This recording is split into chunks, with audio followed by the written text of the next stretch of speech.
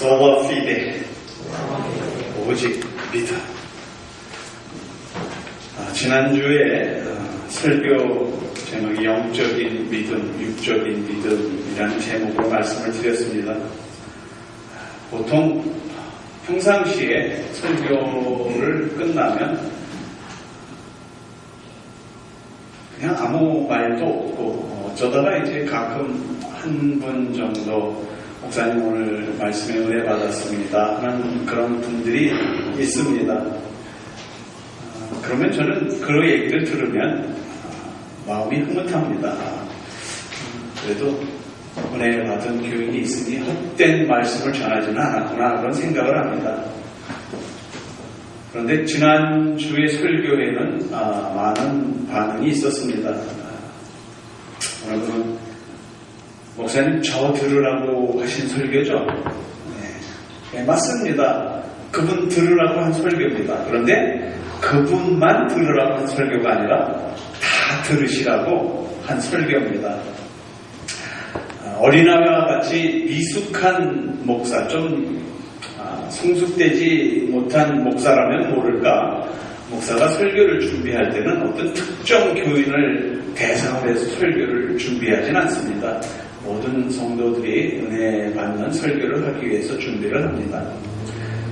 그리고 또 한 분은 그런 말씀을 합니다. 그동안 본인의 믿음이 꽤 성숙된 믿음인 줄 알았는데 오늘 말씀을 듣고 보니까 내 믿음이 아직도 성숙된 믿음을 갖지 못했구나 하는 걸 깨닫게 됐다. 자기의 모습을 말씀에 비추어서 겸손하게 하나님 앞에 내놓는 그런 교인도 있었습니다. 칭찬해주고 싶은 그런 좋은 마음입니다. 그 어느 누가 하나님 말씀 앞에 서서 나는 하나님 말씀 앞에 떳떳하다 이런 삶을 사는 사람이 있겠습니까?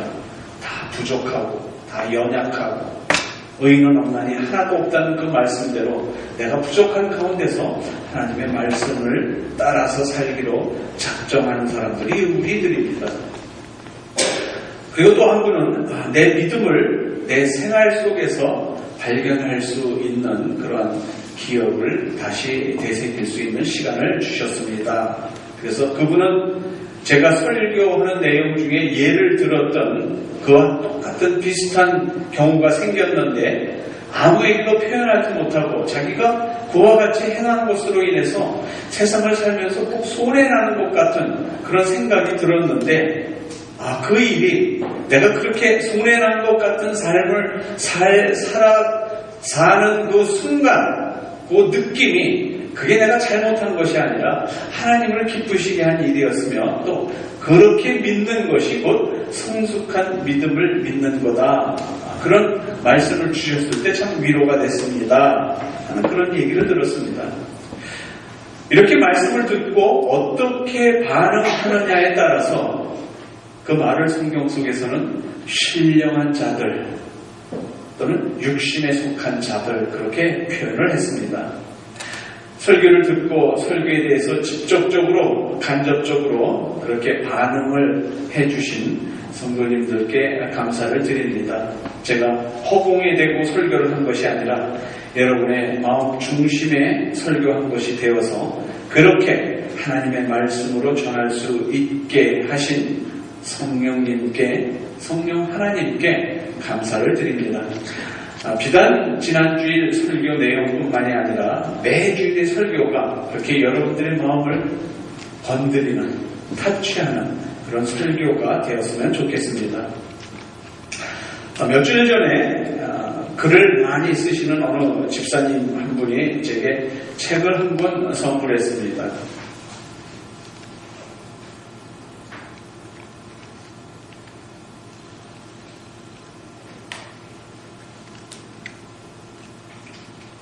제대로 박혀있는데요. 책 제목이 Essential Truth of the Christian Faith. 한국말 제목은 기독교의 핵심 진리 102가지. 그래서 그 책을 넘겨보니까 그 조직신학 중에서 괴로움에 관한 그런 내용이었습니다. 보통 조직신학 그러면은 신학교에서 신학생들이 6학기를 공부를 합니다.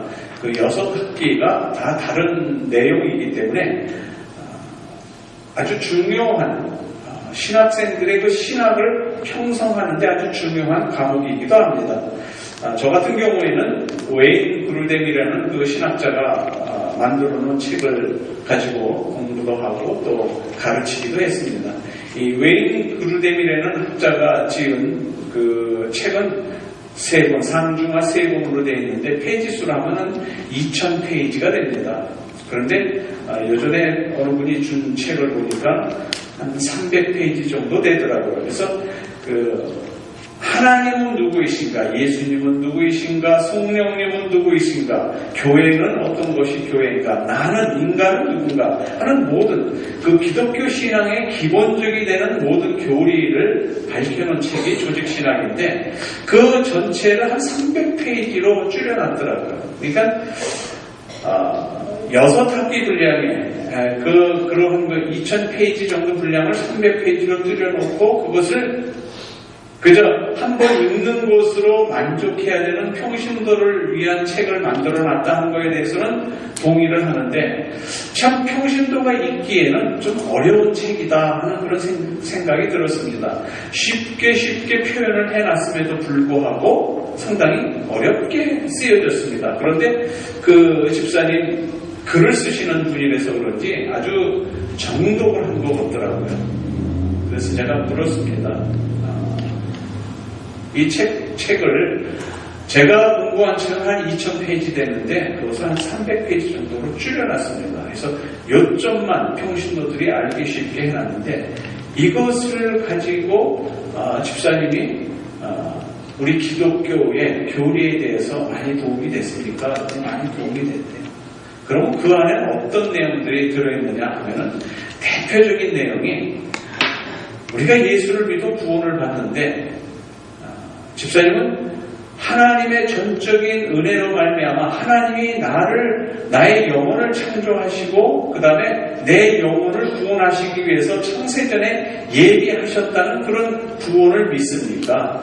아니면 예수님이 십자가에 돌아가셨는데 십자가에서 모든 인간들을 위해서 돌아가셨기 때문에 이제 믿기로 내가 결심을 하고 믿으면 내가 구원을 받고 내가 안 믿겠다고 작정을 하면은 나는 구원을 못 받는다. 어느 쪽입니까?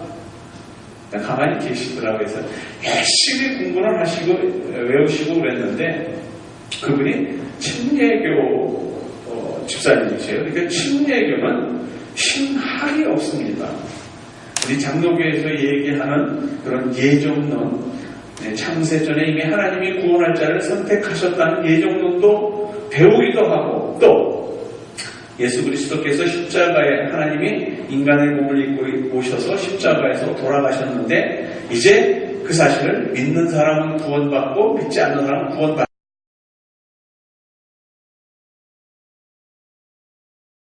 않는다는 자기의 의지가 필요한 예정론은 하나님의 전적인 의지로서 나를 구원하신 거고 이 자유의지론은 하나님의 의지도 있지만 내 의지, 내 노력도 같이 포함돼야 구원을 얻는 것으로 되어 있는 크게 두 가지로 이렇게 나눠져 있는데 어느 쪽입니까? 물어보니까는 가르쳐 주시는 목사님이 그냥 양쪽 걸 다 가르쳐 줘서 저한테는 어느 것이 옳은지 모릅니다. 그래서 사실 이게 평소에는 아무 문제가 되는 것 같지 않은데 내가 어떤 상황에 들어갔을 때 내가 잘 믿다가 잘 못 믿는 상황, 하나님을 떠난 상황이 됐을 때 이럴 때 하나님이 나를 부르시면 내가 죽어서 나는 어디로 가는 것인가 이 생각을 하게 된단 말이에요. 그래서 조직신학이 참 중요합니다.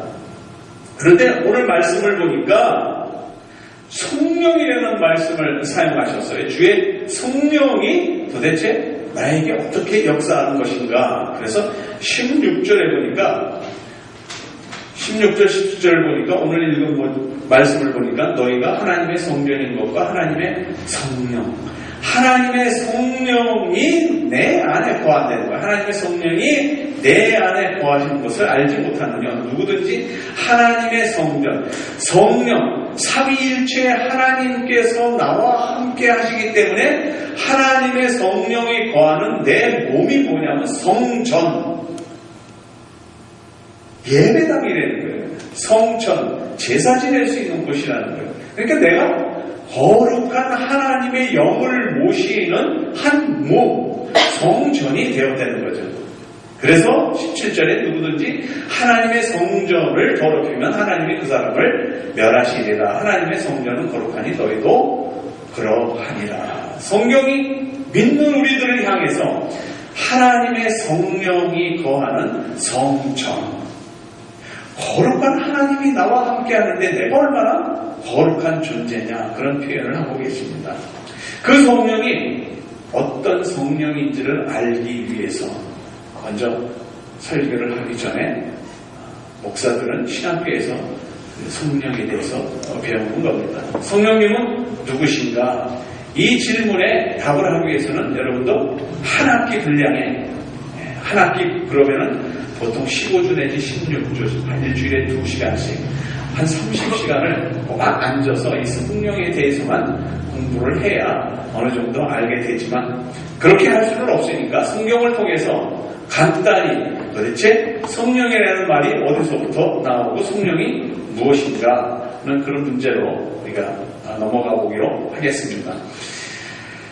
요한복음 14장 16절에서 18절에 보면 그렇게 썼습니다. 내가 아버지께 구하겠으니 그가 또 다른 보혜사를 너희에게 보내주사 영원토록 너희와 함께 있게 하시리니 저는 진리의 영이라. 세상은 능히 저를 받지 못하나니 이는 저를 보지도 못하고 알지도 못함이라. 그러나 너희는 저를 아나니 저는 너희와 함께 거하시며 또 너희 속에 계시겠습니다. 내가 너희를 고아와 같이 버려두지 아니하고 너희에게로 오리라.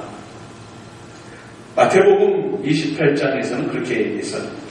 예수께서 나와 일러 가라사대 하늘과 땅의 모든 권세를 내게 주셨으니 그러므로 너희는 가서 모든 족속으로 제자를 삼아 아버지와 아들과 성령의 이름으로 세례를 주고 내가 너희에게 분부한 모든 것을 가르쳐 지키게 하라. 볼지어다 내가 세상 끝날까지 너희와 항상 함께 있으리라 하시니, 세상 끝날까지 우리와 항상 함께 하시기로 약속하셨습니다. 그래서 성령님은 삼위일체의 하나님, 성부 하나님, 성자 하나님, 성령 하나님. 그래서 성령 그러면은 한 하나님의 창위, 하나님이십니다.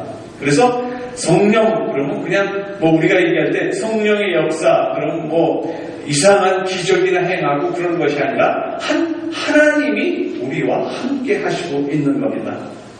우리가 예수님을 영접하고 믿게 되면 그 성령님이 우리와 함께 우리 가운데 거하시게 됩니다.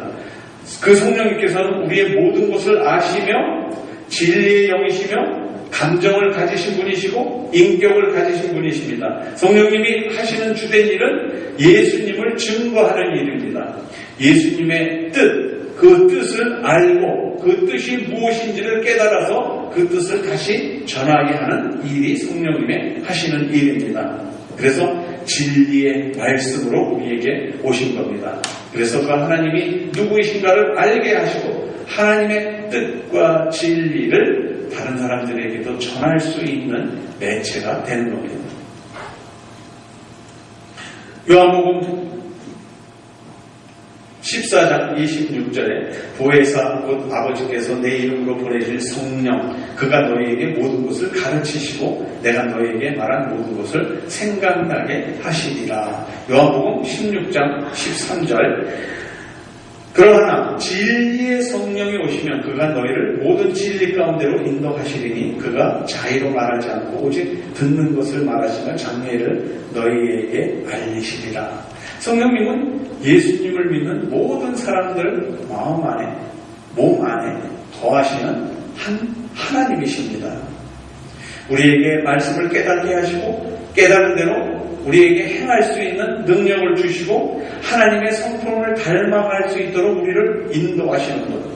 그 성령의 도우심이 없이는 아무도 예수를 그리스도로 고백할 수가 없는 겁니다. 예수가 하나님의 아들이라는 것을 고백할 수가 없는 겁니다. 예수님이 행하신 모든 이적이 하나님이시기 때문에 행할 수 있다는 것을 고백할 수가 없는 겁니다.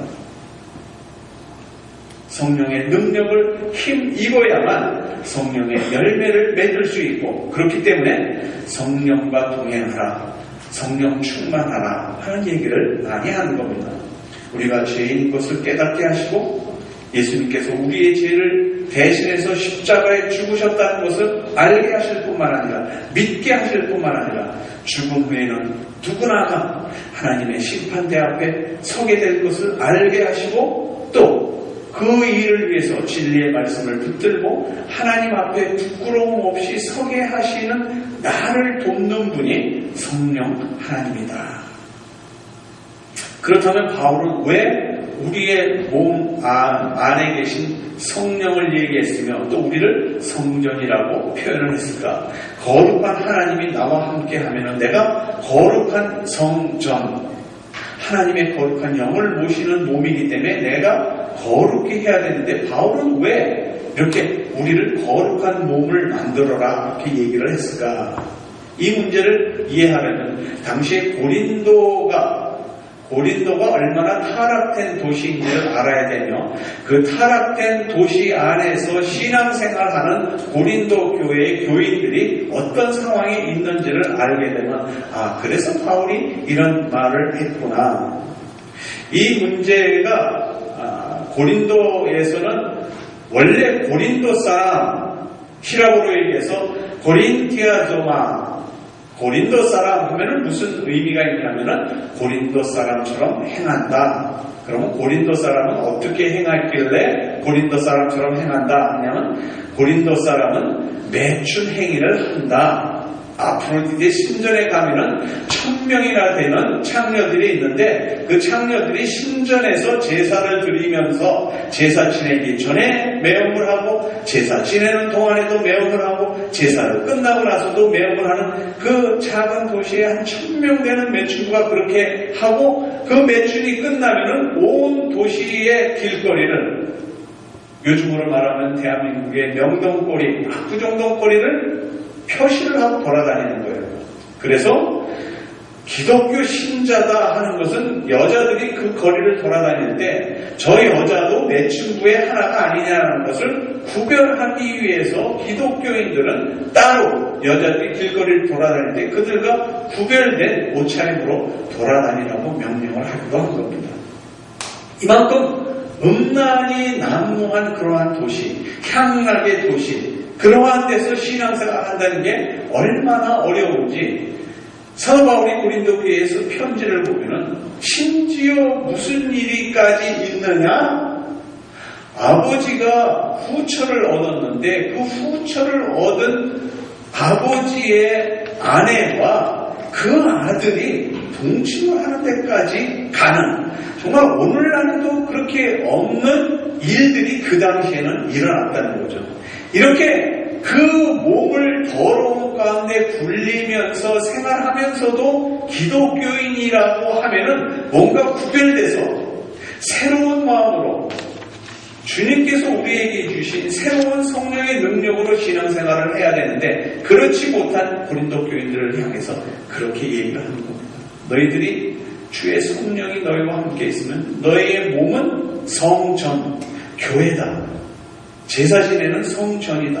그러니까 성령이 거하는, 거룩한 하나님이 거하는 성전이니까 너희가 거룩해야 된다는 것을 말씀합니다. 이 하나님의 성전, 성전이라는 말은 여러 가지가 있지만 그 중에서 간단하게 세 가지만 말씀드리면, 하나님의 영이, 성령이 거하는, 하나님이 거하시는 전을 성전이라고 하죠. 그래서 16절에 보니까 너희가 하나님의 성전인 것과 성령이 너희 안에 거하는 것을 알지 못하느냐, 그 말을 한 겁니다.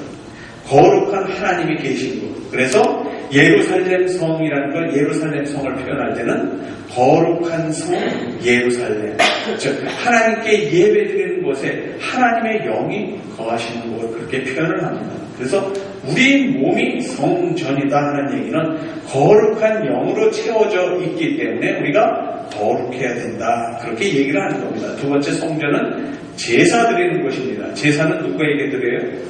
눈에 보이지 않는 하나님입니다. 우리의 몸과 마음으로 하나님께 제사를 드리는 겁니다. 요즘 말로는 예배 드리는 겁니다. 우리의 몸에 거하시는 성령의 능력에 힘입어서 예수를 그리스도로 고백하여 하나님께 예배 드리는 것. 이것이 성전입니다. 세 번째 성전의 의미는 하나님의 소유입니다. 즉 하나님이 거하시는 곳이기 때문에 하나님 것입니다.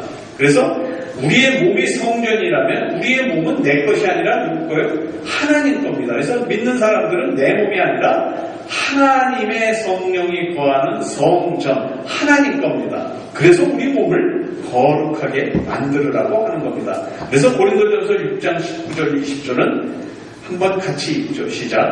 너희 몸은 너희가 하나님께로부터 받은 바 너희 가운데 계신 성령의 전인 줄을 알지 못하느냐. 너희는 너희의 것이 아니라 값으로 산 것이 되었으니 그런즉 너희 몸으로 하나님께 영광을 돌리라.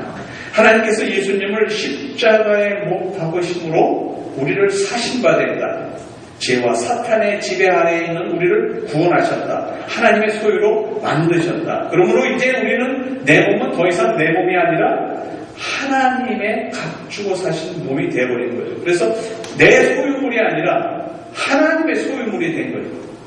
그래서 내가 내 것이다라고 주장을 하지 못하고 나는 하나님의 것이다 그렇게 얘기를 하는 거죠. 그렇게 하나님의 성령이 거하는 거룩한 성전인데 어느 부흥 강사의 표현에 의하면 그 성전인 성전의 입에서 허연 연기가 나온다는 거예요. 담배를 피려면 들이마시고 또 연기를 품어야 되잖아. 하나님의 성전인데 기독교인인데 그 자꾸 피에 어렵다는 건 아는데 그 거룩한 몸에서 연기가 푹 나온다는 거예요. 그것뿐만이 아니잖아요. 마약을 하고 술을 마시고 취하고 방탕하고 성전인데 거룩한 몸이 그렇게 할 수 있겠느냐는 거예요. 음행을 하고 도박을 하고 하나님의 성전을 뭘로 만드는 거예요? 악의 소굴, 죄악의 소굴로 만들어버린다는 거죠. 하나님의 성전이 우리의 몸은 늘 건강해야 되고 아름다워야 되고 경건해야 되고 그것이 하나님 것이기 때문에 하나님의 일을 위해서 사용이 되어져야 한다는 거죠. 로마서 6장 12절 13절에서는 또 그렇게 얘기합니다. 한번 같이 읽죠. 시작. 그러므로 너희는 죄로 너희 죽을 몸에 왕노를 타지 못하게 하여 몸의 사욕을 숨김치 말고 또한 너희 지체를 불의의 병기로 죄에게 드리지 말고 오직 너희 자신을 죽은 자 가운데서 다시 산 자같이 하나님께 드리며 너희 지체를 의의 병기로 하나님께 드리라. 우리의 몸은 내 것이 아니라 하나님이 나를 사랑하셔서 하나님의 제자로 만드시고 주의 성령이 거하시게 하심으로 내가 성전이 된 거룩한 몸입니다. 이 성전을 더럽게 해서 성전을 깨끗게 하지 못하게 해서 하나님을 근심하게 하며 나와 함께 하시는 주의 성령을 근심하게 하는 내가 되어서는 안 되겠다. 우리 망당한 말로는 신성 모독죄를 범해서는 안 되겠다 하는 겁니다. 할 수만 있다면 여러분의 몸을 깨끗하게 관리하시기 바랍니다. 겉으로만 깨끗하고 겉으로만 잘 의복을 입는 것이 아니라 마음에 항상 깨끗한 마음, 성령이 같이 하는 성령의 마음, 갈라디아서 5장에 있는 대로 성령의 열매를 맺을 수 있는 성령을 간직할 수 있는 그런 마음. 그렇게 하기 위해서는 나의 육체의 소욕, 육신의 일을 도모하는 모든 일을 하나하나 끊어 나가야 될 겁니다. 그렇게 하시다가 이제 우리의 육신, 우리의 육신의 장막집, 우리의 육신의 성전이 무너진다는 건 뭐예요? 우리가 죽으면 영원한 하나님이 약속하시는 것, 하나님의 처소에 우리가 들어갈 수 있는 겁니다. 바울이 말한 대로 죽을 것이 죽지 아니함을 입겠고 썩을 것이 썩지 아니할 것으로 다시 살아서 신령한 몸으로 변화가 될 것을 믿기 때문입니다. 우리의 육신의 장막집, 주님의 성령이 거하시는 우리의 장막집이 무너지는 그날까지 내 몸을 성결되게 간직하시다가 성결된 몸으로 누구나 주님 앞에 서게 되시기를 주 예수 그리스도의 이름으로 축원드립니다. 하나님 고맙습니다. 주의 성령이 우리와 함께 하시며 성령의 역사로 말미암아 예수를 그리스도로 고백할 수 있도록 은혜 주시니 감사합니다. 이 고백이